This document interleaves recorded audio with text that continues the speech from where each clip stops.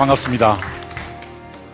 저는 여러분들을 르네상스의 세계로, 인문학의 세계로 모시고 갈 연세대학교의 김상건 교수입니다. 앞으로 10주 동안 제가 여러분들과 함께 오픈 렉처를 할 겁니다. 제가 이 분야에 많은 공부를 했거나 아는 것이 많기 때문에 이 자리에 선 것이 아니고요. 여러분과 함께 이 시간을 나누면서 도대체 산다는 것은 무엇일까? 인간이란 무엇일까? 아름다움이란 또 무엇이고, 창조한다는 것은 무엇을 의미하는 것인가에 대해서 한번 생각해 보시는 시간이 되었으면 좋겠습니다. 인문학이 요즘 대세로 자리 잡고 있습니다. 왜 이런 현상이 나타났을까요? 아마 이 사람하고 연관이 있을 것이라고 생각이 듭니다. 여러분 잘 아시는 스티브 잡스가 자기 회사는 기술과 인문학의 갈림길에 서 있었다라고 함으로써 우리 이 IT를 기반으로 하는 한국 산업사회에 큰 충격을 주었죠. 심지어 이런 말까지 했습니다. 스티브 잡스는요. 소크라테스와 오후를 함께 할 수 있다면 애플 전체를 걸겠다 이렇게 이야기를 했어요. 제가 처음 이 스티브 잡스의 이야기를 확인한 것은 언론에서 이렇게 보도됐어요. 소크라테스와 점심을 함께 할 수 있다면 애플 전체를 걸겠다. 그렇게 돼 있더라고요. 그래서 제가 도대체 뭘 먹길래, 메뉴가 뭐길래 애플 전체를 걸까? 이런 생각을 했었습니다. 근데 알고 봤더니 그게 아니더라고요. 뉴스위크에서 인터뷰를 한 것인데요. 보시는 것처럼 오후를 함께 할 수 있다면 내가 모든 것을 걸겠다라고 한 것이지요. 아마 이것이 외부적으로 사실 우리 한국 사회에 어떤 심각한 영향을 미쳤을 것입니다. 왜냐하면 스티브 잡스가 인문학을 통해서 엄청난 부를 축적했다는 것이 우리들에게는 굉장히 신선하게 들렸던 것이지요. 자, 이것이 외부적인 환경이라 그러면요. 아마 내부적으로도 인문학이 이렇게 주목을 받게 된 이유가 있을 것입니다.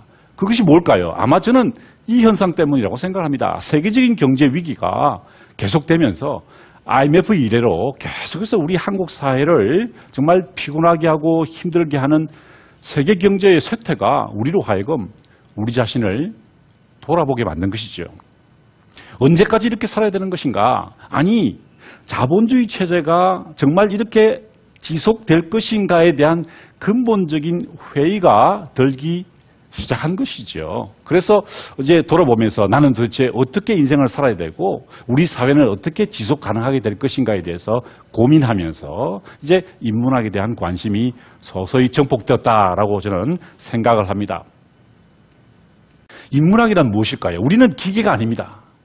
우리는 인간입니다. 그래서 저는 인문학을 이렇게 생각합니다. 인간의 변하지 않는 그 가치를 성찰하는 것이다. 그리고 그 가치의 본질을 실천해야 되는데 그 실천의 방식은 탁월함의 추구라는 것입니다. 아레테라는 표현인데요. 그 탁월함의 추구를 통해서 그 가치를 실천하는 것이 인문학이다라고 생각합니다. 많은 분들이 인문학을 문사철의 어떤 지식 체계라고 생각합니다. 절대로 그렇지 않습니다. 인문학은요, 암과 실천 사이에 간격을 줄여가는 것입니다. 실천하는 것입니다. 우리가 오늘 지금부터 이제 10번에 걸쳐서 인문학 르네상스 공부를 하게 될 텐데 모쪼록 제가 바라는 것은요. 여러분들이 알게 되신 것을 삶에서 실천하는 것이 인문학이라는 사실을 꼭 기억해 주셨으면 합니다. 자, 그렇다면은 인문학의 역사를 조금 살펴보고 시작해 볼까요? 인문학은요, 여러분 잘 아시는 대로 그리스에서 출발했습니다. 플라톤이 아카데미아를 설립하면서 사실 처음으로 이제 대학과 같은 교육이 시작되었죠. 그때 가르쳤던 것은 이런 것들입니다. 수사학, 문법, 수학, 음악 이런 기초적인 학문을 가르쳤습니다. 그런데 이 그리스의 기본적인 인간됨의 가르침은요. 로마 시대에 키케로라는 사람에 의해서 조금 더 정교해지고 확대되어집니다. 나중에 제가 키케로에 대해서 강의를 해드리게 될 텐데요. 이 키케로가 사실 인문학이라고 하는 후마니타스라는 단어를 만든 사람이기도 합니다. 그 개념을 만들었죠.